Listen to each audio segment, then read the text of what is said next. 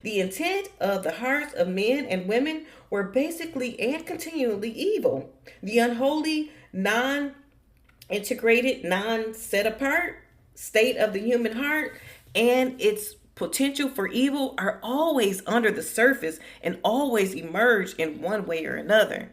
Yet, this program was the Creator's King's temporary provision for working with human beings, whom he couldn't yet dwell within because of their unholiness, but still needed to influence. He created his own environment of holiness through the sacrificial system in order to work among his people without violating his purity and integrity. The prophets, priests, and kings of the nation of Israel would receive the Holy Spirit, the King, upon them for a specific instance where they would speak or act on earth in behalf of the King. Many people like to study and teach all the intricacies of the Old Testament rituals. Some even make quite a bit of the 10 keys to the tabernacle. I found that many people are at best missing the main purpose of these things, and other people are at worst exploiting people by overemphasizing them.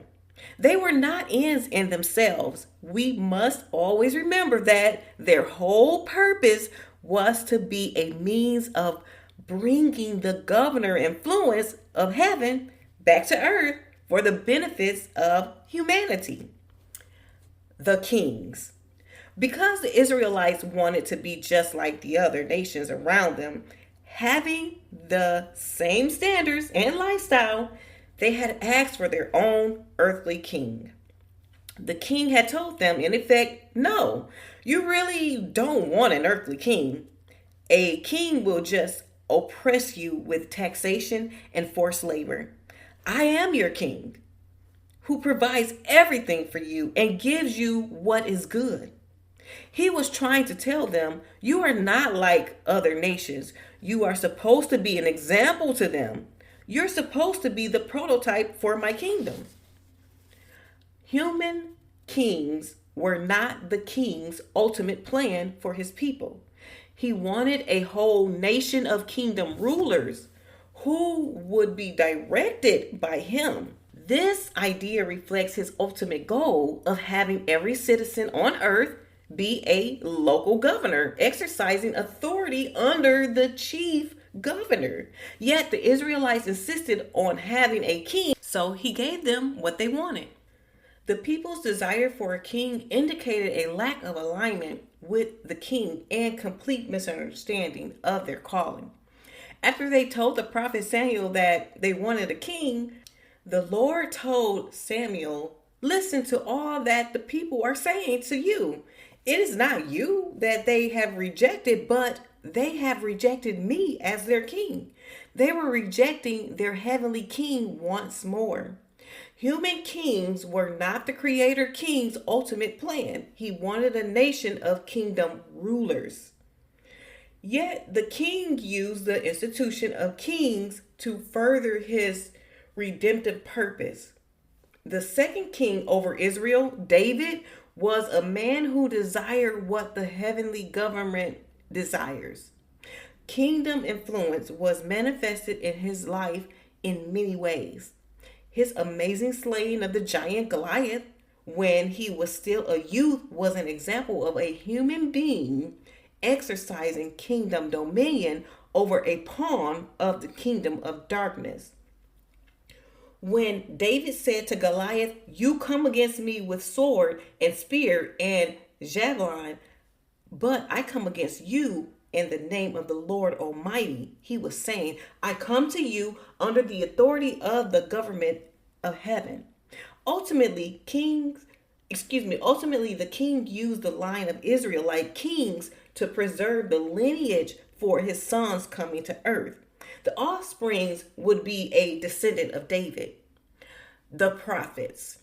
However, most of the nation's kings who were supposed to represent the king's justice on earth became corrupt. The priesthood also became corrupt. The very ones who were supposed to align the nations to the king had become unaligned themselves. So the king raised up people from within the Israelite nation at various times who could speak to both priests and kings on behalf of the heavenly kingdom. A distinct pattern in emerging, the nation of Israel was raised as a prototype to address the need of a rebellious people called humanity. The priesthood came about when those who were meant to be a kingdom of priests and a holy nation failed to fulfill their corporate calling. The institution of kings was established when the people rejected the Creator's king as their ruler. The king therefore raised up individual voices, the prophets, who called upon the kings, priests, and people to change their ways and come back into alignment with him. The prophet would begin their assignment by saying something like, "The word of the Lord came to me." Where does the word of the Lord come from? It comes from his spirit. The spirit would come upon the prophet, and the prophet would tell the king and the priest to correct themselves so they could correct the nation. In other words, the prophet's job was to bring the earthly king back to the creator king so the king could execute the heavenly government's justice and help bring the nation back to the law and ways of the creator king. He was also to bring the priests back in alignment so they could help bring the people and nation back in alignment. In this way, the nation could return to bring the prototype of the kingdom of heaven. The nation could then correct the nations of the world for the ultimate purpose of redeeming the whole earth. The prophets manifest the influence of the kingdom on earth in many ways. For example, because the prophet Elijah was submitted to the king, the heavenly government used him to bring back to life the son of a woman who was also submitted to the kingdom. We should not really be surprised at this particular administration of the kingdom, since the king's spirit originally gave life to humanity and can also restore that life. The heavenly government was manifested in the life of the prophet Daniel when he received special communication through the governor regarding the future of the Israelites people, and when he escaped harm after being thrown into a den of ravenous lions. His miracle of preservation was again an example of the dominion of the kingdom of heaven over the earth. However, how did the leaders and people usually react to the prophets? They would ignore, criticize, threaten, or kill them. Eventually, the people were so disobedient as a nation that they were perpetually unaligned. The result was that the spirit left the temple prior to the people's captivity in Babylon. The Israelites had only the trappings of their old ways of life. The prototype nation was essentially gone, setting up the next phase of the plan for the complete restoration of the kingdom on earth. The king spoke through his prophets, saying, "I'm not going to keep sending word to you through other people. I'm going to come there myself to bring you back to me." Governmental messages about the coming king who would restore the governor.